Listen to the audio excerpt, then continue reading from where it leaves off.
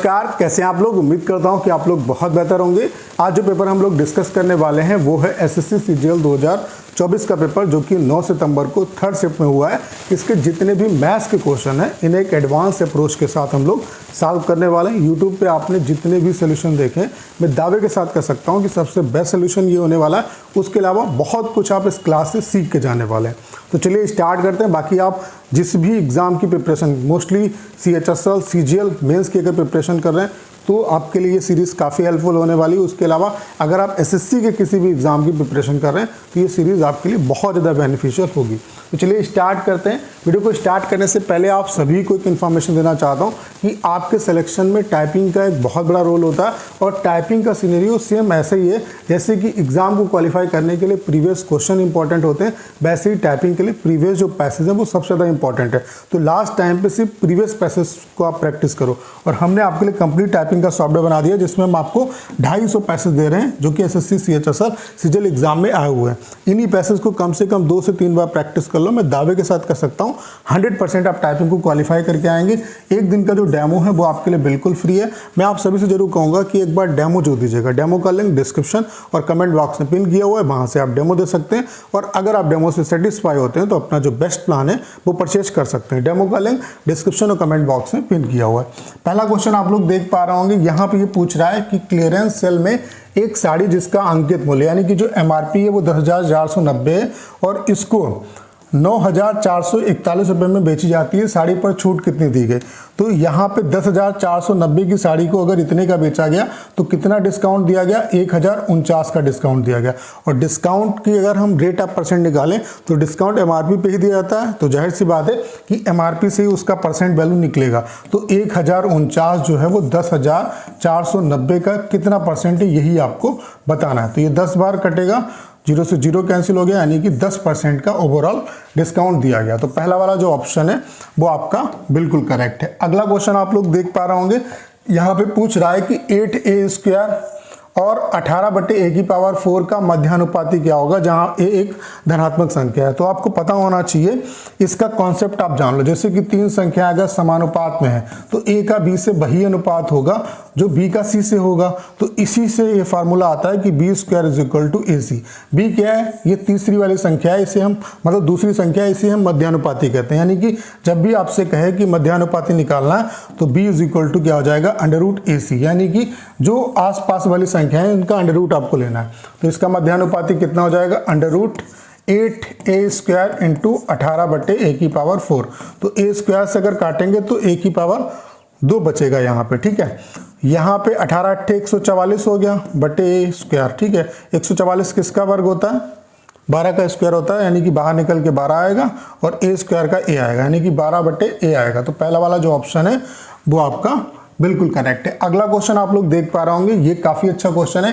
क्या दिया हुआ है कि यदि x, y, z धनात्मक संख्याएं हैं, x + y + z की जो वैल्यू है वो 1 है, तो 1/x + 1/y + 1/z का न्यूनतम वैल्यू आपको बताना है। देखो न्यूनतम वैल्यू इसकी कब निकलेगी?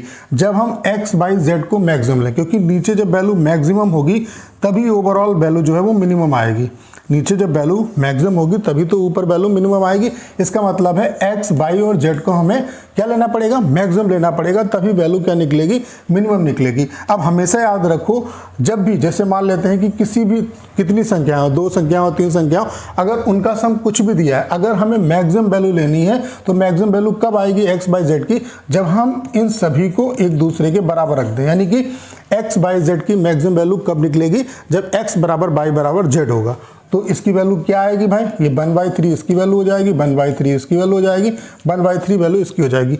निकालने का सबसे अच्छा तरीका क्या है? जो भी सम दिया है, जितनी संख्या है उससे डिवाइड कर दो, वही हर एक जो नंबर है उसकी वैल्यू हो जाएगी। जैसे कि यहाँ पे अगर 2 होता तो 3 संख्याएं हैं तो 3 से डिवाइड कर देते, यानी कि सबकी x की वैल्यू भी 2/3 होती, ऐसे ही y की वैल्यू 2/3 होती और z की वैल्यू भी 2/3 होती। यहाँ पे 1 है तो 1/3 यानी कि 1/3 1/3 सबकी वैल्यू आ जाएगी।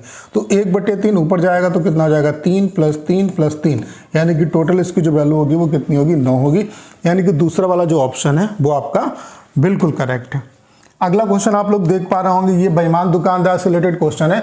एक बेईमान दुकानदार 25 रुपए प्रति किलोग्राम की दर से नमक बेचने का दावा करता है। नमक का क्रय मूल्य जो है वो 25 रुपए पर किलोग्राम है। इसे संतुष्ट नहीं होने पर वह प्रत्येक 200 ग्राम निकालकर मुनाफा कमाने की कोशिश करता है, तो दुकानदार का लाभ क्या होगा। यानी कि यहाँ पे मोटा मोटी ये क्वेश्चन आपसे पूछ रहा है कि वो वजन में 200 ग्राम का घपला करता है। तो 200 ग्राम घपला करने का मतलब क्या है कि माल जो देता है वो 800 का देता है और पैसा पूरे 1000 के लेता है। ये तो कॉन्सेप्ट तो आपको पता होगा, कॉन्सेप्ट बताने की जरूरत नहीं है कि 1 किलोग्राम में 1000 ग्राम होता है। हमने मान लिया कि 1 ग्राम का प्राइस 1 रुपए, तो 800 का दाम दिया, पैसा 1000 का लिया, तो कितने का फायदा हो रहा भाई, 200 का। 200 का फायदा हो रहा किस पे, 800 पे, तो 100 पे कितना होगा यही आपको निकालना है। 2 जीरो से 2 जीरो कैंसिल हो गए, 8 से काटेंगे, 8 दूनी 16, 8 पंचे 40, यानी कि कितने का फायदा होगा, 25% का। तो तीसरा वाला जो ऑप्शन है वो आपका बिल्कुल करेक्ट है। अगला क्वेश्चन आप लोग देख पा रहे होंगे, पूछ रहा है कि एक संख्या में पहले 12% की वृद्धि की जाती है और फिर 23% की वृद्धि की जाती है। इस प्रकार प्राप्त संख्या में अब 34% की कमी की जाती है। पहले मूल संख्या में कुल वृद्धि या कमी प्रतिशत क्या होगा। तो आपको पता होगा कि अगर 2 डिस्काउंट दिए जाते हैं तो ओवरऑल डिस्काउंट निकालने का फॉर्मूला क्या होता है आपका, x plus y plus minus x by upon 100, और ये आपका x और y की वैल्यू पे डिपेंड करता है कि x y की वैल्यू क्या होगी। जैसे कि अगर दोनों पॉजिटिव है तो x plus y plus x by बटे 100 हो जाएगा, तो इसके हिसाब से वेरी करता है। तो इस फार्मूले में क्या है कि हम सिर्फ 2 की वैल्यू एक साथ निकाल सकते हैं। इनसे जो वैल्यू आएगा फिर उसको थर्ड के साथ अप्लाई करेंगे।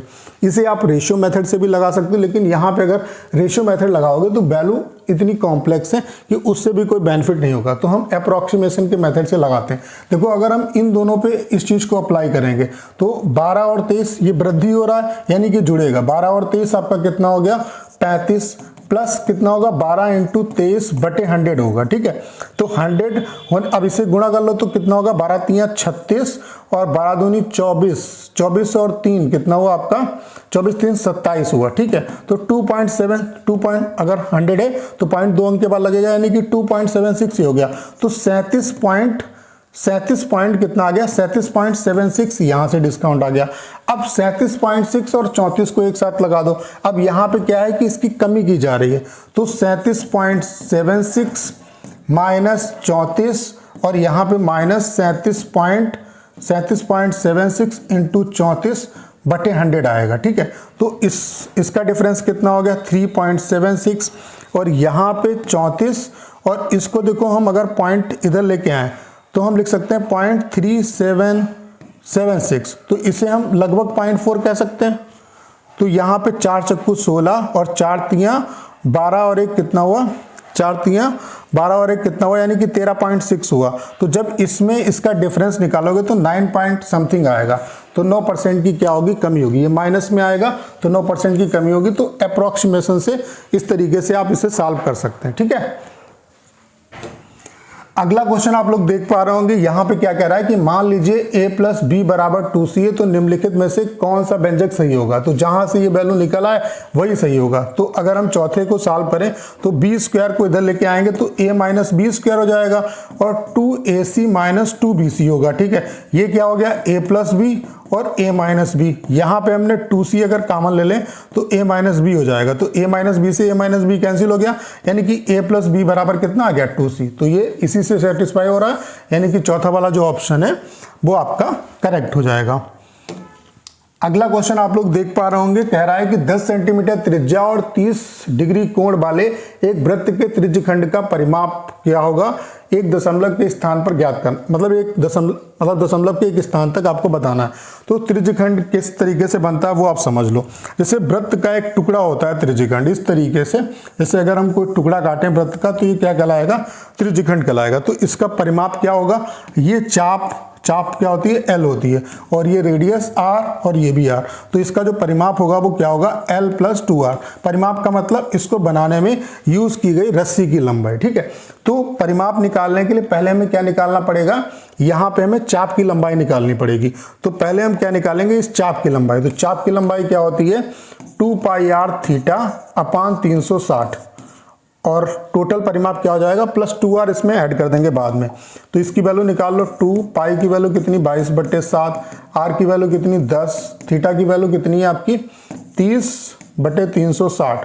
तो ये कितने बार जाएगा आपका, 12 बार जाएगा, ठीक है। 2 से काटेंगे, 2 छंग 12 हुआ, ठीक है। 2 से काटेंगे यहाँ पे 11 और यहाँ पे 3, तो यहाँ पे कितना हो गया 11 दशामन 110 और नीचे कितना आया 21। तो 21 कितने बार जाएगा, 21 पंचे 105, 5 बजा 0, 21 दूना 42, यानी कि 5.2 ये आएगा। और अब टोटल अगर परिमाप इसका निकालना है तो वो क्या होगा L प्लस 2R, तो L की वैल्यू कितनी आ गई 5.2 और 2R का मतलब 10 दूना 20, तो ये कितना हो जाएगा 25.2 आएगा। तो तीसरा वाला जो ऑप्शन है वो आपका बिल्कुल करेक्ट है। बस अगर कॉन्सेप्ट आपको पता है तो चीजें आप कर सकते हैं। ये क्वेश्चन आप लोग देख पा रहे होंगे, यहाँ पे ये पूछ रहा है कि 1999 की तुलना में 2002 में हेलमेट सी की बिक्री में कितने प्रतिशत की वृद्धि हुई। तो 1999 में हेलमेट सी की बिक्री कितनी है 54, और कंपेयर इससे करना, जिससे कंपेयर करेंगे उसको नीचे रखेंगे, ठीक है। और 2002 में कितनी है 68, तो कितनी बढ़ गई भाई, कितनी बढ़ गई 14 की वृद्धि हुई यहाँ पे, और इंटू 100, तो इसे साल को ले यहाँ पे 7 आएगा, यहाँ पे 27 आएगा, तो 700 बटे 27, तो 27 तिया 81 होता है, 2 बार जाएगा, 27 दूनी कितना हुआ 54, तो यहाँ पे कितना बचा 54 16 160। अब यहाँ पे कितने बार जाएगा, 3 18 होता है, 5 बार जाएगा, यानी कि 25 पॉइंट समथिंग आएगा। तो चौथा वाला जो ऑप्शन है वो आपका बिल्कुल करेक्ट हो जाएगा। अब देखो यहाँ पे जैसे हमने देख लिया कि 25 पॉइंट समथिंग आएगा, तो ये समथिंग वाला निकालने की जरूरत नहीं, क्योंकि एक ही ऑप्शन ऐसा है जो 25 पॉइंट समथिंग दिया हुआ है, ठीक है। तो ये आपको वहां पे कॉमन सेंस लगाना है। अगला क्वेश्चन आप लोग देख पा रहे होंगे, दिया हुआ है कि यदि 7 sin theta plus cos theta बटे 9 sin theta minus 2 cos theta की वैल्यू 5/4 है, तो 10 स्क्वायर थीटा प्लस 5 बटे 10 स्क्वायर थीटा माइनस 5 की वैल्यू क्या होगी। देखो यहाँ पे अगर हम कॉस थीटा से यहाँ भी डिवाइड कर दें इसको, और इसको भी कॉस थीटा से डिवाइड कर दें, तो साइन थीटा बटे कॉस थीटा ये क्या हो जाएगा 10 थीटा, यानी कि 7 10 थीटा प्लस 4 आएगा। ऐसे यहाँ पे डिवाइड करेंगे तो 9 10 थीटा माइनस 2 आएगा, की वैल्यू कितनी हो गई 5/4। क्रॉस से मल्टीप्लाई कर दो तो 4 7 28, 10 थीटा प्लस 16 बराबर कितना हुआ 9 5 45, 10 थीटा माइनस 10। तो इसको इधर लेके जाएंगे तो कितना आएगा, 45 में से 28 गया तो 17 10 थीटा, और ये जुड़ जाएगा 26, तो 10 थीटा की जो वैल्यू आ गई वो कितनी आ गई 26/17। वो वैल्यू यहाँ पे पुट कर दो, तो 26/17 का होल ऑफ स्क्वायर 676/289 प्लस 5, और यहाँ पे 676/289 माइनस 5। अब देखो 289, इसको अगर देखो जब सॉल्व करोगे तो 289 से 289 कैंसिल हो जाएगा, वो सिर्फ ये ऊपर वाली वैल्यू बचेगी और ये वाली वैल्यू जो है वो नीचे बचेगी। तो यहाँ पे 289 पंचे कितना होगा, देखो 280 पंचे कितना होगा 1400, और 1400 और 9 5 45, यानी कि 1445 आएगा। तो ये टोटल कितना हो गया 676 प्लस 1445, यहाँ पे आया 1445, और यहाँ पे कितना आएगा 676 माइनस 1445, ठीक है। तो इसे जोड़ो कितना आएगा 7 6 11, 7 4 11 और 1 12, हासिल लगा 1 6 4 10 और 1 11 2, और यहाँ पे कितना आएगा 15 में से 6 गया तो कितना बचा 9, 13 में से 7 गया तो कितना बचा 6, और 13 में से 6 गया तो कितना बचा 7, यानी कि 2121/769, और ये माइनस में आएगा। तो चौथा वाला जो ऑप्शन है वो आपका बिल्कुल करेक्ट है। तो उम्मीद है कि क्वेश्चन आप अच्छे तरीके से समझ पाए होंगे। अगला क्वेश्चन आप लोग देख पा रहे होंगे, ये चोर पुलिस वाला है। क्या दिया हुआ है कि एक चोर ने 600 मीटर की दूरी पर एक पुलिसकर्मी को देखा, यानी कि इनके बीच का जो फासला है वो कितना है 600 मीटर है। चोर भागने लगा और पुलिसकर्मी ने उसका पीछा किया। चोर और पुलिसकर्मी क्रमशः 12 किलोमीटर पर आवर और 15 किलोमीटर पर आवर की चाल से दौड़ रहे हैं। पुलिसकर्मी को चोर को पकड़ने में लगा समय क्या होगा, तो कितना समय लगेगा। देखो चोर और पुलिस इसी तरीके से एक ही दिशा में जा रहे होंगे, इसका मतलब है कि रिलेटिव स्पीड से इस दूरी को कवर करने में जितना टाइम लगेगा उतनी देर के बाद चोर पकड़ा जाएगा। तो रिलेटिव स्पीड बाय क्या होगी, एक ही डायरेक्शन में रिलेटिव स्पीड घटा के निकालते हैं तो 3 किलोमीटर पर आवर आएगी। इसे मीटर पर सेकंड में चेंज करेंगे तो 5/18 आएगी। तो इस चाल से इस दूरी को तय करने में कितना समय लगेगा, 600 समय बराबर दूरी बटे चाल, 600 बटे 3 × 5, और ये 18 आपका ऊपर चला जाएगा। तो 18 5 से काटेंगे तो यहाँ पे कितना आएगा 5 × 5 5 दूना 10, और यहाँ पे ये सेकेंड में है, मिनट में अगर कन्वर्ट करना है तो 60 से डिवाइड कर दो तो 6 दूनी 12, यानी कि कितना आ जाएगा 12 मिनट। तो पहला वाला जो ऑप्शन है वो आपका बिल्कुल करेक्ट है। मौखिक आप इस क्वेश्चन को सॉल्व कर सकते थे। अगला क्वेश्चन आप लोग देख पा रहे होंगे, क्या दिया हुआ है कि किसी त्रिभुज पी क्यू आर में कोण Q और R के समद्विभाजक त्रिभुज के अंतःबिंदु O पर मिलते हैं। यदि कोण QOR 107 है तो कोण P की वैल्यू क्या होगी। देखो फिगर बना लेते हैं तो चीजें आपको समझ में आ जाएंगी अच्छे तरीके से। ये त्रिभुज है PQR, तो यहाँ पे क्या दिया हुआ है, Q और R के समद्विभाजक इस तरीके से O पर मिलते हैं, ठीक है, O पर मिलते हैं और कोण QOR यानी कि ये वाला जो एंगल है वो 107 है। आपको पता है कि समद्विभाजक से जो केंद्र बनता है वो क्या बनता है, अंतः केंद्र बनता है। और ये वाला जो एंगल है कोण O जो है वो 90 प्लस अपने सामने वाले कोण के आधे के बराबर होता है, यानी कि 90 प्लस कोण P/2 के बराबर होगा। बस वैल्यू पुट कर दो, ये कितना है 107 है, 90 और कोण P की वैल्यू ही आपको बतानी है। तो कोण P/2 इधर ले जाएंगे इसे तो कितना आएगा 27, 27 का जस्ट डबल करोगे तो कितना हो जाएगा 54। कुछ गलत हो गया, नहीं 17 आएगा, यहाँ पे 17 आएगा, 17 का डबल करोगे तो कितना आ जाएगा 34। यानी कि तीसरा वाला जो ऑप्शन है वो आपका बिल्कुल करेक्ट है। अगला क्वेश्चन आप लोग देख पा रहे होंगे, क्या दिया हुआ है कि एक पाइप एक ओवर हेड टैंक को 12 घंटे में भर सकता है, लेकिन तली में रिसाव के कारण टैंक को 18 घंटे में भरता है। यदि टैंक भरा हुआ है तो रिसाव के कारण इसे खाली होने में कितना समय लगेगा। तो रिसाव की सिर्फ कैपेसिटी आपको निकालनी है। पूरे टाइम एंड वर्क में दो चीजें आपको पता होनी चाहिए, एक तो कैपेसिटी और एक टोटल वर्क, तो आप कुछ भी निकाल सकते हो। तो यहाँ पे क्या दिया हुआ है, एक भरने वाला जो पाइप है वो 12 घंटे में भरता है, और जब दोनों चलते हैं एक भरने वाला और एक खाली करने वाला तो 18 घंटे में टंकी भरती है। तो यहाँ से इसका एलसीएम कितना हो गया 18 दूनी 36, यानी कि 12 3 36 हुआ, 18 दूनी 36 हुआ। जब ये चलता है तो 3 लड्डू बनते हैं, दोनों चलते हैं तो इसका मतलब 2 लड्डू बनते हैं। 2 लड्डू बनने का मतलब है बी जो है वो 1 घंटे में 1 लड्डू निकालता है, यानी कि जो निकालने वाला जो रिसाव वाला पाइप है वो 1 घंटे में 1 लड्डू निकालता है। तो पूरे 36 लड्डू निकालने में कितना समय लगेगा, 36 घंटे लगेंगे, यानी कि दूसरा वाला जो ऑप्शन है वो आपका बिल्कुल करेक्ट है। अगला क्वेश्चन आप लोग देख पा रहे होंगे, दिया हुआ है कि रमेश के पास 18,000 रुपए हैं, उसने एक बैंक में 5% वार्षिक साधारण ब्याज की दर से 7,000 रुपए, दूसरे बैंक में 6% की दर से 6,000 रुपए। यदि उसने एक वर्ष के अंत में साधारण ब्याज के रूप में 1160 रुपए प्राप्त किए तो शेष पूंजी पर वार्षिक ब्याज की दर क्या होगी। देखो सिंपल इंटरेस्ट सिंपल होता है। देखो इसने पैसा किस तरीके से इन्वेस्ट किया, 7,000 रुपए एक जगह लगाए, 6,000 रुपए एक जगह लगाए, तो बचे कितने 7 6 13, टोटल है 18,000। इसका मतलब है शेष जो पूंजी है वो कितनी है 5,000 है। अब इस पूंजी पे कितना इसे ब्याज मिलता है तो ब्याज की रेट आप निकाल लोगे, वो इस 5,000 का जितना परसेंट होगा उतना आपका आंसर आ जाएगा, ठीक है। अब ये कैसे निकलेगा, यहाँ पे देखो, यहाँ पे जो 7,000 रुपए पूंजी है इस पे से 5% ब्याज मिलता है, तो यहाँ पे 100% की वैल्यू कितनी है 7,000, तो 1% की वैल्यू 70, 5% की वैल्यू कितनी हो गई 350 ब्याज यहाँ से मिला। 6,000 रुपए की जो धनराशि है इस पे जो ब्याज मिलता है वो 6% मिलता है, यानी कि 360 ये मिला। तो टोटल जो ब्याज हुआ वो कितना हुआ 710 यहाँ से मिल गया, लेकिन टोटल मिलता कितना है 1160। तो बचा ब्याज जो होगा वो इस धनराशि पे मिला होगा, तो कितना मिला 710, इसमें से माइनस कर दो तो 0 5 11 7 गया तो कितना हो जाए 4, तो 450 रुपये जो ब्याज मिलता है वो बची हुई धनराशि पे मिला होगा। तो इसका एक कितना परसेंट है निकालने के लिए क्या करेंगे, इसे डिवाइड कर देंगे तो 5 9 45, यानी कि जो शेष धनराशि है उस पर इसे कितना परसेंट ब्याज मिला 9% मिला। तो सिंपल है क्वेश्चन, कुछ नहीं करना था यहाँ पे। ये क्वेश्चन आप लोग देख पा रहे होंगे, यहाँ पे ये आपका कंपनी, ये क्या है प्रोडक्शन कैपेसिटी है और ये प्रोडक्शन इन 2018 में है, ठीक है। ये प्रोडक्शन कैपेसिटी है और ये प्रोडक्शन है, मतलब ये कैपेसिटी है क्षमता है, और ये प्रोडक्शन मतलब उत्पादन है, ठीक है।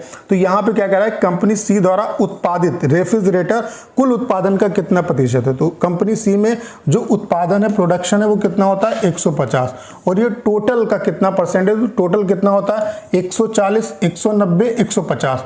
तो ये 140 और 190 कितना हो गया आपका 230, 330 और 150 यानी कि 480 का कितना परसेंट है। तो 0 से 0 कैंसिल हो गया, 3 से काटेंगे 3 15, और यहाँ पे 3 1 3 3 18, 4 से काटेंगे 25, और यहाँ पे 4 बार जाएगा 25 पंचे 125, 4 4 3 12, 4 1 4, 4 2 8, 4 5 20, यानी कि 31.25%।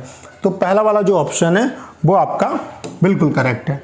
अगला क्वेश्चन आप लोग देख पा रहे होंगे, क्या दिया हुआ है कि एक स्टॉक पोर्टफोलियो में 4 स्टॉक हैं। स्टॉक ए पोर्टफोलियो के 20% को निरूपित करता है और इसका रिटर्न जो मिलता है वो 6% मिलता है। स्टॉक बी जो है वो पोर्टफोलियो के 30% को निरूपित करता है और इसका जो रिटर्न है वो 8% है। स्टॉक सी पोर्टफोलियो के 20% को निरूपित करता है और इसका जो रिटर्न है वो 4% है। स्टॉक डी पोर्टफोलियो के 30% को निरूपित करता है और इसका जो निगेटिव रिटर्न है वो 5% है।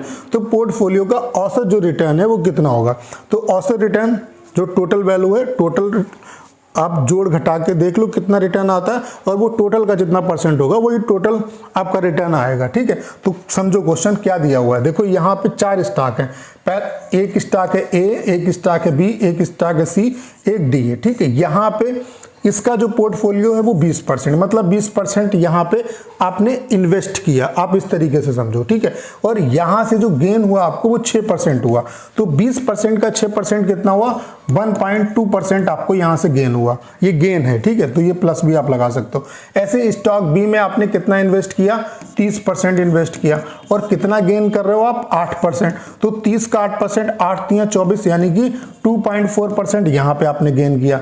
ऐसे ही स्टॉक सी में आपने कितना इन्वेस्ट किया? 20% इन्वेस्ट किया और यहाँ से 4% गेन किया, तो 4 दूनी 8 यानी कि 0.8%। ठीक है, ऐसे ही स्टॉक डी में आपने 30% इन्वेस्ट किया और निगेटिव रिटर्न आपको 5% मिला, तो 5 या 15 यानी कि माइनस का 1.5% ये हो गया। ठीक है, अब टोटल ये वैल्यू तो आपकी 100% है, यानी कि जो वैल्यू निकालोगे वो परसेंट में होगी, क्योंकि 100% जो है वो हम 100% जो वैल्यू है वो हम परसेंट 100 पे ही कैलकुलेट करते हैं। तो यहाँ पे देखो भाई, जब इसमें से इसे माइनस करोगे तो ये 0.3 निगेटिव का बचेगा, इसमें से इसे घटाएंगे तो ये 0.5 पॉजिटिव का आया, तो 2.4 और प्लस का 0.5, तो ये कितना हो गया? 2.9%, यानी कि ओवरऑल जो रिटर्न होगा, ओवरऑल जो रिटर्न का परसेंटेज होगा वो कितना होगा? 2.9%। तो उम्मीद करता हूं कि क्वेश्चन जो है वो आप समझ पाए होंगे। बहुत ज़्यादा दिक्कत वाला क्वेश्चन नहीं, बस समझ का ही फर्क है आपका। ठीक है, इसे आप सॉल्व कर लो। यहाँ पे सॉल्व करते हैं, देखो यहाँ पे ये ब्रैकेट है, इसका मतलब पहले ये जितने भी टर्म है वो सॉल्व होंगे आपके। ठीक है, तो यहाँ पे देखो 7 7 14, 14 में से 4 गया तो कितना बचा? 10। ठीक है, और 7 में से 10 गया तो कितना बचा आपका? माइनस का 3, बाहर ये माइनस माइनस जुड़ के प्लस का 3 हो जाएगा। ठीक है, और यहाँ पे 7 4 11, प्लस का 3 ये हो गया और प्लस का 3 ये हो गया, और इसे इसमें जोड़ सकते हैं, प्लस का 3 और यहाँ पे 7 4 11, और 7 में से आपका 11 गया तो कितना बचा? माइनस का 4, प्लस का 3, प्लस का 14, तो ये 14 3 17 में से 4 गया तो कितना बचा? 13, प्लस का आएगा, और बाहर जब निकालोगे तो माइनस का 13 होगा, तो 13 माइनस 13 यानी कितना आ जाएगा? 0। तो पहला वाला जो ऑप्शन है वो आपका बिल्कुल करेक्ट है। अगला क्वेश्चन आप लोग देख पा रहे होंगे, दिया हुआ है यदि समीकरण 4x + k - 2y + 3 = 0 और k - 2 ये दिया हुआ है, दो रेखाएं वो समांतर हैं, तो k² + 6 की वैल्यू क्या होगी? देखो कोऑर्डिनेट ज्योमेट्री में आपने जो रेखाएं वो समांतर होती हैं उसकी कंडीशन क्या होती है? a1/a2 बराबर होगा b1/b2, बराबर नहीं होगा c1/c2 के। अब a1 a2 क्या है? ये क्या है? x का कोफिशिएंट है, और ये क्या है? y का कोफिशिएंट है, और ये जो वैल्यू होगी उसका कोफिशिएंट है। ठीक है, तो इसका मतलब अगर रेखाएं समांतर है तो a1/a2 यानी कि 4/k - 2 की जो वैल्यू होगी वो किसके बराबर होगी? k - 2/9 के बराबर होगी। ठीक है, तो क्रॉस मल्टीप्लाई करोगे तो k - 2 का होल ऑफ स्क्वायर किसके बराबर होगा? 36 के। तो k - 2 बराबर कितना होगा? +-36 होगा जब अंडर रूट लेंगे, लेकिन यहाँ पे वैल्यू जितने भी हैं वो पॉजिटिव है, इसका मतलब हमें पॉजिटिव वैल्यू लेनी है, तो यहाँ पे 6 लेंगे पॉजिटिव वाली वैल्यू, तो k बराबर कितना हो जाएगा? उधर जाएगा तो जुड़ जाएगा, तो 6 2 कितना हुआ? 8, तो k की वैल्यू 8 आ गई, और k² + 6 की वैल्यू आपको बतानी है, तो 8 का स्क्वायर 64 + 6 कितना हो गया? 70, यानी कि तीसरा वाला जो ऑप्शन है वो आपका बिल्कुल करेक्ट है। अगला क्वेश्चन आप लोग देख पा रहे होंगे, क्या कह रहा है कि उस त्रिज्यखंड का क्षेत्रफल ज्ञात कीजिए जिसकी जो परिधि है, परिधि मतलब पेरीमीटर, और परिधि त्रिज्यखंड की क्या होती है? L + 2R, वो कितनी है 64/3 है। तो केंद्रीय जिसका जो केंद्रीय कोण है वो 60 डिग्री है। तो त्रिज्यखंड का क्षेत्रफल आप तब निकाल पाओगे जब आपको रेडियस पता होगी, ठीक है। ये परिधि दी है, परिधि का मतलब ये किसकी वैल्यू दी है, L + 2r की जो वैल्यू है वो 64/3 है, ठीक है। अब L की वैल्यू क्या होती है 2πr theta upon 360 plus 2r बराबर 64/3। तो यहाँ पे देखो रखेंगे 60, तो 60 से जब काटेंगे तो 6 बार जाएगा और 2 से काटेंगे तो 3। तो यहाँ पे अगर हम r कॉमन ले लें तो कितना बचा π/3 प्लस 2 बराबर 64/3। अब पाई की वैल्यू रख दो 22/7 × 3, तो कितना हुआ 22/21 और प्लस 2 इसे सॉल्व करोगे तो 21 दूनी 42 और 22, तो कितना हो जाएगा 64/21 बराबर 64/3। तो 64 से 64 कैंसिल हो गया, 63/21, यानी कि रेडियस जो आ गई वो कितनी आ गई 7। अब रेडियस हमने निकाल लिया। अब त्रिज्यखंड का जो एरिया होता है वो क्या होता है πr² थीटा अपान 360 डिग्री। तो पाई की वैल्यू कितनी हो गई 22/7, r² मतलब 7 × 7, थीटा कितना दिया है 60/360। 7 से 7 कैंसिल हो गया, ये 6 बार जाएगा, यहाँ पे 11 आया, यहाँ पे 3 आया, तो 11×7 = 77/3 हो जाएगा। 77/3 यानी कि चौथा वाला जो ऑप्शन है वो आपका बिल्कुल करेक्ट है। अगला क्वेश्चन आप लोग देख पा रहे होंगे, यहाँ पे कह रहा है कि इन 4 वर्षों के दौरान किस कंपनी के टी शर्ट का औसत जो उत्पादन है वो सर्वाधिक है। तो जिसका सम आपका अधिक होगा उसका एवरेज भी अधिक होगा। ये तो बात आपको समझ में आई। तो यहाँ पे देखो 243 है, 248 है, 2019 में 243 है, फिर 2020 में 248 है, फिर 2021 में 232 है और यहाँ पे 242 है। ये वाला टर्म देखते हैं, देखो इसकी जो वैल्यू है वो इससे 1 ज़्यादा है, ठीक है। इसका मतलब ये अभी एक जो साल है इसमें ये इससे ज़्यादा पड़ रहा है, ठीक है। यहाँ पे इसकी वैल्यू जो है वो कितनी कम है 9 कम है, ठीक है। ऐसे यहाँ पे इसकी वैल्यू कितनी ज़्यादा है 8 ज़्यादा है, ठीक है। ऐसे यहाँ पे 42 से 44 है यानी कि 2 ज़्यादा है। तो अगर इसे एडजस्ट करोगे, देखो 8 2 10 और 1 कितना हुआ 11 - 9, यानी कि फिर भी ये टोटल देखा जाए तो इससे 2 ज़्यादा है। बाकी अदर जो वैल्यू देखो आप यहाँ पे ये सेम, ये इससे कम, ये इससे कम, ये इससे कम, मतलब ये ओवरऑल कम हो गया। ऐसे इसको भी आप देख लो, यहाँ पे ये इससे कम, ये इससे कम, ये थोड़ी सी ज़्यादा है, लेकिन ये आपकी जो है ये ज़्यादा है। मतलब यहाँ पे अगर आप इससे कंपेयर करो, जैसे यहाँ पे ये तो कम हो ही गई, इससे कंपेयर करो तो ये वैल्यू कम है, ऐसी ये वैल्यू कम है, 240 है, 48 है, प्लस 8 है, लेकिन यहाँ पे ये ज़्यादा है। तो ओवरऑल अगर देखा जाए तो इसका जो सम है वो मैक्सिमम होगा, तो C2 की जो वैल्यू है वो अधिक होगी। आप यहाँ पे ऐसे देख भी सकते हो कि कितना रिजल्टेंट बच रहा है। देखो 44, यहाँ पे ये कितना कम है, इससे 4 कम है, ठीक है। ऐसे यहाँ पे ये कितना कम है 9 कम है, ऐसे यहाँ पे ये कितना ज़्यादा है 8 ज़्यादा है, ऐसे यहाँ पे ये कितना कम है 2 कम है। तो आप देखो ऑलरेडी ये कम ही आएगा, ठीक है। तो इसका मतलब ये वैल्यू जो वैल्यू है इसका सम ज़्यादा होगा, सम ज़्यादा होगा तो मतलब एवरेज ज़्यादा होगा। क्लियर। तो ऐसे कर सकते हैं क्वेश्चन को, तो आपका जो जोड़ने घटाने वाला प्रोसेस है वो कम हो जाएगा। अब यहाँ पे क्या दिया हुआ है कि sec alpha plus tan alpha बटे sec alpha minus tan alpha की जो वैल्यू है वो 7/4 है। तो क्रॉस मल्टीप्लाई कर दो तो कितना आएगा आपका 4 sec alpha plus 4 tan alpha की जो वैल्यू होगी वो 7 sec alpha minus 7 tan alpha के बराबर होगी, ठीक है। इसको इधर ले आएंगे तो ये 11 tan अल्फा हो जाएगा और इसको इधर भेजेंगे तो 3 sec अल्फा होगा, ठीक है। अब इसको सॉल्व कर लो, देखो 11 tan अल्फा क्या होता है sin अल्फा बटे cos अल्फा, और ये मैं आपको सॉल्व करके बता रहा हूँ। बाकी डायरेक्ट हम कह सकते थे कि ये sin अल्फा होगा, क्योंकि ये 1/cos होता है, sin बटे cos होता है, तो cos से cos कैंसिल हो जाएगा, तो 1/cos, ठीक है, cos अल्फा। तो इससे कैंसिल हो गया, यानी कि sin अल्फा की जो वैल्यू है वो कितनी आ गई 3/11 आ गई। आपको क्या निकालना है cos अल्फा की वैल्यू, जस्ट इसकी अपोजिट, यानी कि 11/3 होगी। तो पहला वाला जो ऑप्शन है वो आपका बिल्कुल करेक्ट है। अगला क्वेश्चन आप लोग देख पा रहे होंगे, क्या दिया हुआ है कि 2 त्रिभुज EFG और J और HIJ सर्वांगसम है, तो त्रिभुज EFG का क्षेत्रफल इतना है, तो इसका क्या होगा। देखो अगर सर्वांगसम है तो हर चीज, हर एंगल, एरिया सब कुछ बराबर होगा। सर्वांगसम का मतलब अगर एक दूसरे के ऊपर रखा जाए तो उसमें कोई भेद नहीं होगा। आपको दूर से देखने पर एक ही मतलब त्रिभुज लगेगा, ठीक है। तो इसका मतलब सारी चीजें उनकी बराबर होंगी। तो अगर इसका एरिया 124 है तो दूसरे वाले का जो एरिया है वो भी कितना होगा, 124 होगा। तो पहला वाला जो ऑप्शन है वो आपका बिल्कुल करेक्ट है। अगला क्वेश्चन आप लोग देख पा रहे होंगे, कह रहा है कि यदि बुधवार को सभी प्रिंटरों द्वारा मिलाकर मुद्रित पृष्ठों की कुल संख्या शनिवार को सभी प्रिंटरों द्वारा मिलाकर मुद्रित पृष्ठों की कुल संख्या से 15% अधिक थी, तो बुधवार को सभी प्रिंटरों के द्वारा मिलाकर मुद्रित पृष्ठों की संख्या क्या होगी। तो बुधवार की वैल्यू निकालनी है, बुधवार की जो वैल्यू है वो शनिवार की वैल्यू से 15% अधिक है। इसका मतलब है, देखो हमें वैल्यू पता है शुक्रवार की, शनिवार की, रविवार की, तो इसका मतलब है शनिवार की जो वैल्यू है वो टोटल आप निकाल लो और फिर उसका 115% निकाल देते हैं, या 15% निकाल के जोड़ दो, या डायरेक्ट आप 115% निकाल लो। तो सॉल्व कर लेते हैं, इसे जोड़ो, कितना आएगा 8540, यहाँ पे कितना है 11230 और कितना है 6580 और ये कितना है 7890।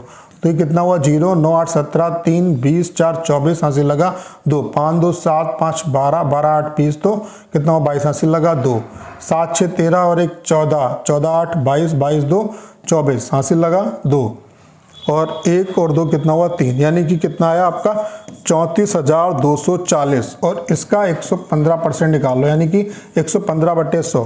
तो यहाँ पे 5 से काटेंगे 23 आएगा और यहाँ पे कितना आएगा 20 आएगा। 5 से काटेंगे, 0 से 0 कैंसिल हो गया, 2 से काटेंगे 2 1 2 2 7 14 2 1 2 2 दूना 4। अब 23 से गुणा करो, देखो 23 दूना 46 होता है। लास्ट में कौन सा ऑप्शन ऐसा है जिसके लास्ट में 6 है, तो एक ही ऑप्शन है, पूरा आपको कैलकुलेशन करने की जरूरत ही नहीं है। तो पहला वाला जो ऑप्शन है वो आपका करेक्ट हो जाएगा। अगला क्वेश्चन आप लोग देख पा रहे होंगे, क्या कह रहा है, यदि एक घनाभ की लंबाई चौड़ाई और ऊंचाई 8 4 और 6 सेंटीमीटर, तो घनाभ का आयतन क्या होगा। घनाभ का आयतन क्या होता है, लंबाई गुणे चौड़ाई गुणे ऊंचाई। तो 8 चक्कू 32 छक्का कितना होगा आपका 192। तो पहला वाला जो ऑप्शन है वो आपका बिल्कुल करेक्ट है। अगला क्वेश्चन आप लोग देख पा रहे होंगे, कह रहा है कि ये वाली जो संख्या वो 11 से विभाजित, तो k की वैल्यू क्या होगी। तो 11 की डिविजिबिलिटी क्या होती है कि सम और विषम स्थानों के अंकों के योग का अंतर या तो 0 हो या 11 का मल्टीपल हो, तो संख्या 11 से विभाज्य होगी। अब यहाँ पे देखो कितना आएगा 7 4 11 11 और k हो गया, ठीक है, और 5, तो 11 5 कितना हुआ 16 प्लस k, ये वैल्यू आ गई। फिर अल्टरनेट करके देखो 8 5 13 13 8 21 21 4 25, तो यहाँ पे कितना आया 25, ठीक है। तो यहाँ पे अब आप देखो कि इसकी जो वैल्यू है वो मतलब 11 का मल्टीपल तो नहीं बन सकती क्योंकि जितने ऑप्शन दिए हुए हैं, तो इसका मतलब है 0 बनाना पड़ेगा। तो 0 बनाने के लिए यहाँ पे 16 में कितना जोड़े ताकि 25 हो जाए, तो 9 जोड़ोगे तो 16 9 25 होता है, यानी कि 9 आएगा। तो ये संख्या जो है वो 11 की डिविजिबल होगी। तो पहला वाला जो ऑप्शन है वो आपका बिल्कुल करेक्ट है। अगला क्वेश्चन आप लोग देख पा रहे होंगे, पूछ रहा है यदि ए एक न्यून कोण है तो निम्न में से कौन सा विकल्प इसकी वैल्यू होगी। ये आपने हाई स्कूल में ढेर सारे ये क्वेश्चन लगाए होंगे कि इसकी वैल्यू किसके बराबर होती। कुछ नहीं करना, आपको कंजुगेट से गुणा कर देना। जैसे कि साइन ए है बटे 1 प्लस कॉस ए है, तो इसका कंजुगेट क्या होगा 1 माइनस कॉस ए से ऊपर नीचे हम गुणा कर देंगे। तो 1 माइनस कॉस ए से ऊपर नीचे गुणा करोगे तो ये 1 plus cos A 1 minus cos A क्या हो जाएगा 1 माइनस कॉस स्क्वायर है। ये क्या होता है आपका साइन स्क्वायर है।